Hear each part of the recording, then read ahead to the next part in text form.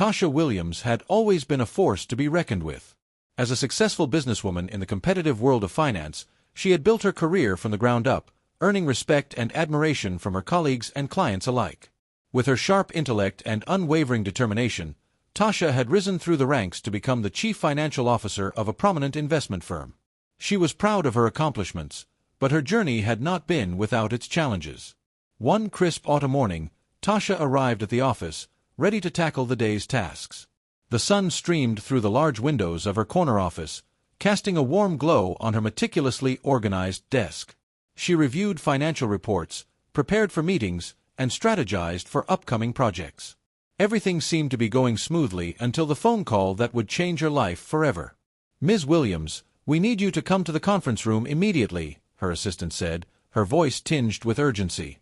Tasha's heart raced as she made her way down the hallway, a sense of foreboding settling in her stomach. When she entered the conference room, she was met with the stern faces of her superiors and the firm's legal counsel. "Tasha, we have a serious situation," her boss, Mr. Reynolds, said, his tone grave. "There are allegations of embezzlement against you. We need to discuss this immediately." Tasha's mind raced as she processed the words. "Embezzlement? That's impossible. I've done nothing wrong," she exclaimed, her voice rising in disbelief. The room fell silent, and she could feel the weight of their gazes upon her. The legal counsel explained that an internal audit had raised red flags regarding discrepancies in the company's financial records. Tasha was shocked. She had always been diligent in her work, and the thought of being accused of such a crime was unfathomable. As they discussed the details, Tasha felt a growing sense of dread. The investigation was not just an internal matter. It had already attracted media attention, and the public was quick to judge. As the days passed, the story of Tasha's alleged embezzlement spread like wildfire. Headlines blared her name, often accompanied by sensationalized claims that painted her as a greedy criminal. The media's portrayal was laced with racial undertones, emphasizing her identity as a black woman in a predominantly white corporate world. Tasha felt the sting of their words, and the weight of societal stereotypes pressed heavily on her shoulders. Despite her innocence, Tasha found herself thrust into a nightmare. The investigation continued, and she was placed on administrative leave while the firm conducted its inquiry. Friends and colleagues who had once admired her began to distance themselves, unsure of what to believe. Tasha felt isolated and betrayed, her reputation tarnished by accusations that were not only false but also rooted in racial bias. As the legal proceedings began, Tasha's defense attorney, a seasoned professional named Mark, prepared for the trial. He was determined to prove her innocence, but he quickly realized that the case was complicated by the racial dynamics at play. During jury selection, he noticed that potential jurors made comments that reflected deep-seated biases. Some expressed doubts about Tasha's character based solely on her race, while others seemed to view her through a lens of stereotype. "Your Honor, I'd like to raise an objection," Mark said during the selection process, his voice steady but firm. "These comments are indicative of racial bias, and they could influence the jury's perception of my client." The judge, however, dismissed the objection, stating that the jury had a right to their opinions. Mark felt a sinking feeling in his stomach as he realized that the jury would be composed of individuals who had already formed opinions about Tasha based on her race rather than the evidence of the case. As the trial commenced, the prosecution wasted no time in exploiting these biases. They painted Tasha as a criminal, using her race to bolster their narrative. The courtroom was filled with tension as the prosecution presented their case, relying on circumstantial evidence and innuendo rather than concrete proof. Tasha sat at the defendant's table, her heart pounding as she listened to the accusations being hurled at her. Throughout the trial, Tasha maintained her composure, but inside, she was a whirlwind of emotions. She felt the weight of the world on her shoulders, knowing that her future hung in the balance. The prosecution's strategy was clear. They aimed to convince the jury that Tasha was guilty, not based on the facts, but on the prejudices that had been ingrained in society. As the days turned into weeks, the trial dragged on, and Tasha's hope began to wane. She watched as the jury deliberated, their faces a mix of uncertainty and bias. The verdict loomed over her like a dark cloud, and she couldn't shake the feeling that justice was slipping through her fingers. The day of the verdict arrived, and the atmosphere in the courtroom was thick with tension. Tasha sat at the defendant's table, her hands clasped tightly in her lap, her heart racing as she glanced at her attorney, Mark. He offered her a reassuring nod, but she could see the concern etched on his face. The jury had been deliberating for what felt like an eternity, and the weight of uncertainty hung heavily in the air. As the judge entered the courtroom, a hush fell over the crowd. Tasha's breath caught in her throat as she watched the jury file in, their expressions unreadable. She could feel the eyes of the spectators on her, a mix of curiosity and judgment. The media had been relentless, and she knew that her case had become a spectacle, a narrative shaped by racial bias and sensationalism. "Has the jury reached a verdict?" the judge asked, his voice steady. "Yes, Your Honor," the foreman replied, standing up.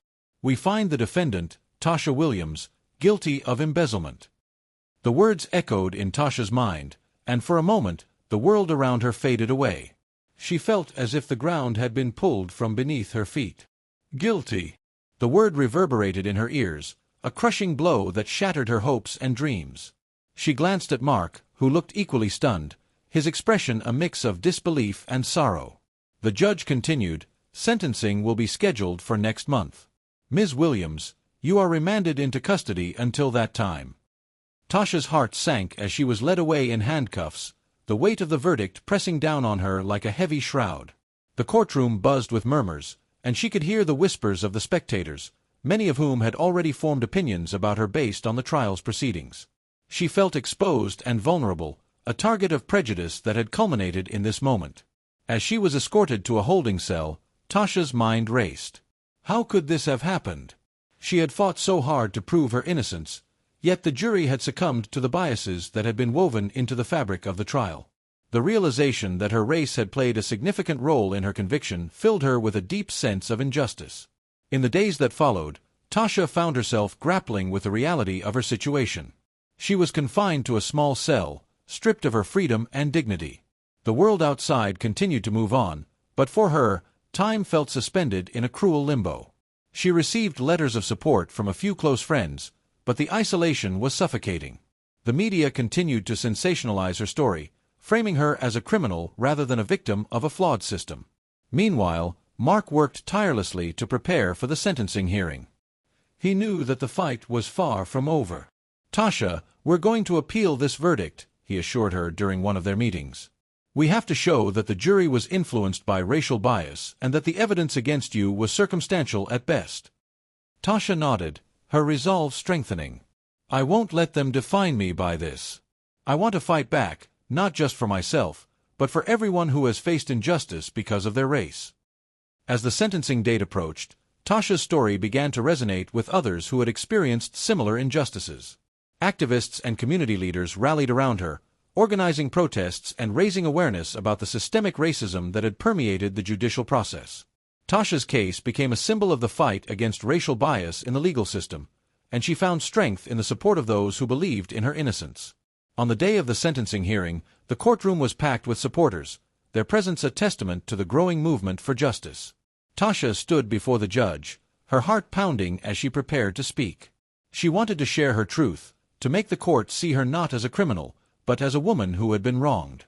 "Your Honor," she began, her voice steady despite the tremor of emotion, "I stand before you not just as a defendant, but as a person who has been deeply affected by this process. I am innocent of the charges against me, and I believe that my race has played a significant role in the way I have been treated throughout this trial." The judge listened intently, and Tasha continued, "I have worked hard to build my career and my reputation. I have always conducted myself with integrity, and it pains me to see how easily my character has been dismissed based on stereotypes and biases. I ask for a chance to prove my innocence, to show that I am more than the accusations that have been leveled against me." As she spoke, Tasha could see the impact of her words on the audience. Some were visibly moved, while others appeared contemplative. She felt a surge of hope as she realized that her voice was being heard, that her story was resonating with those who had come to support her. After Tasha finished speaking, Mark stood to address the court. "Your Honor, we respectfully request that the court consider the overwhelming evidence of racial bias that has permeated this case. The jury's decision was influenced not by the facts, but by preconceived notions about my client's character based solely on her race. We believe that this verdict is not only unjust but also a reflection of a flawed system that needs reform." The judge nodded, acknowledging the gravity of Mark's words. "I appreciate your statements, and I will take them into consideration during sentencing." However, the jury has rendered its verdict, and I must uphold the law." As the judge prepared to announce the sentence, Tasha felt a knot tighten in her stomach. She braced herself for the worst, knowing that the outcome could change the course of her life forever.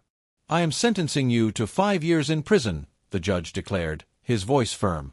"You will also be required to pay restitution to the company for the alleged embezzled funds." The words hit Tasha like a physical blow. 5 years. It felt like a lifetime. She fought back tears as she processed the reality of her situation. The courtroom erupted in murmurs, and she could feel the weight of judgment bearing down on her once more. As she was led away, she caught a glimpse of her supporters, their faces a mix of anger and sorrow.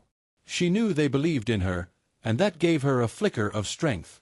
In the months that followed, Tasha adjusted to life in prison, a stark contrast to the successful career she had built. The experience was grueling, filled with challenges that tested her resilience.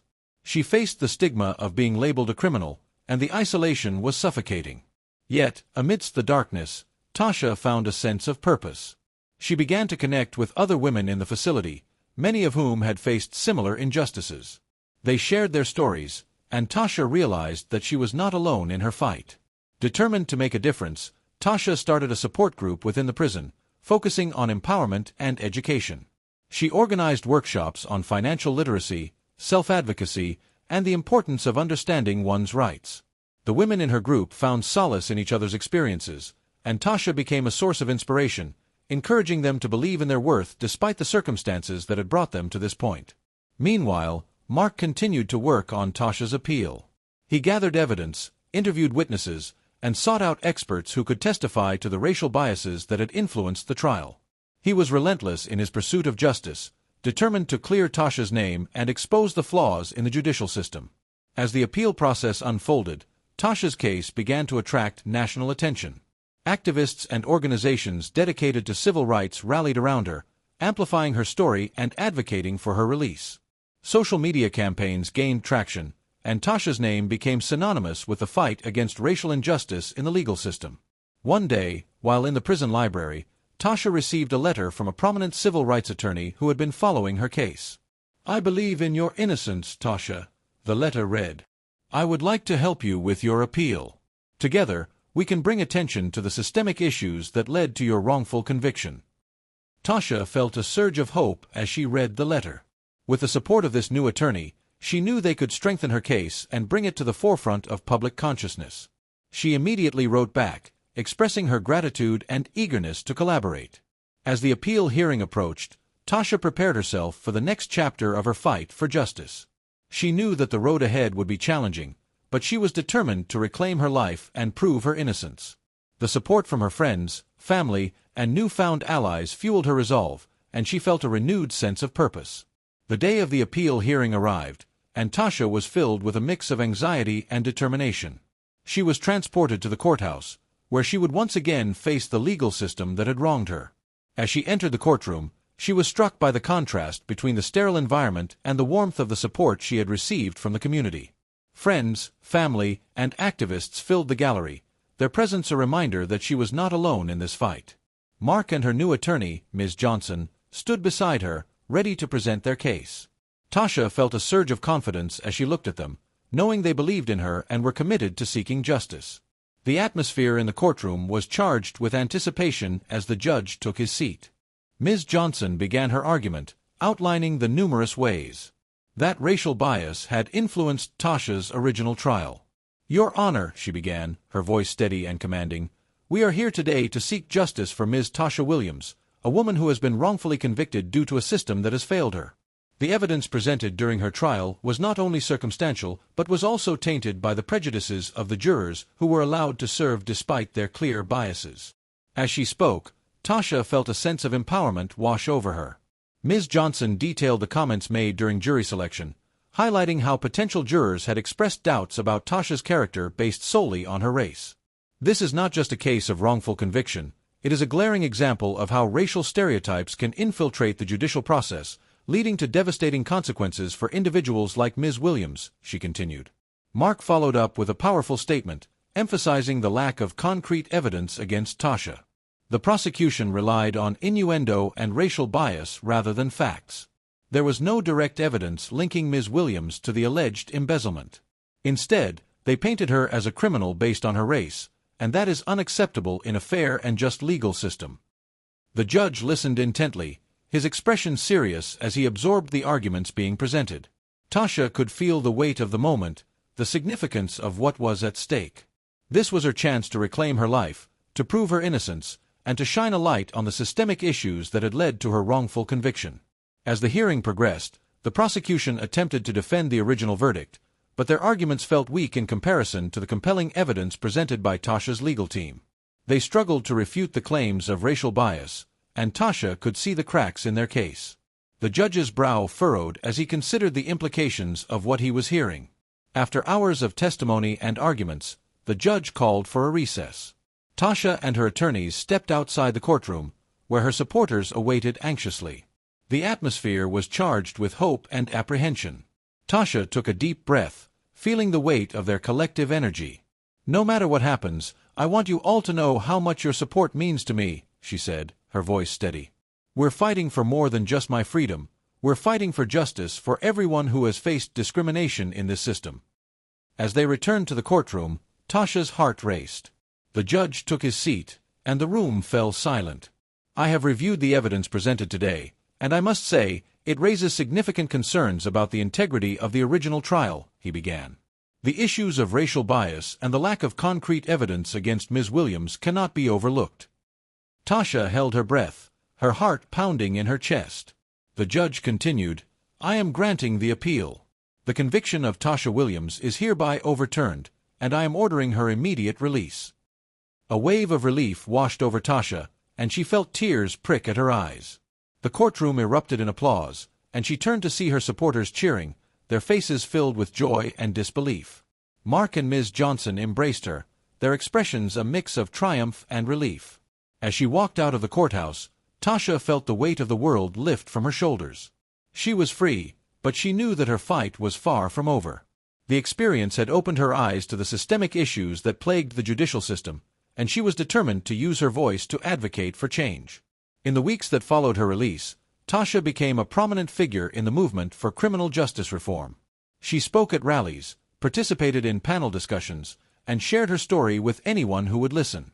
Her experience resonated with many, and she found herself surrounded by a community of advocates who were committed to addressing the racial biases that had led to her wrongful conviction. Tasha's journey was not just about reclaiming her life. It was about shining a light on the injustices faced by countless others who had been wronged by a system that often prioritized prejudice over truth.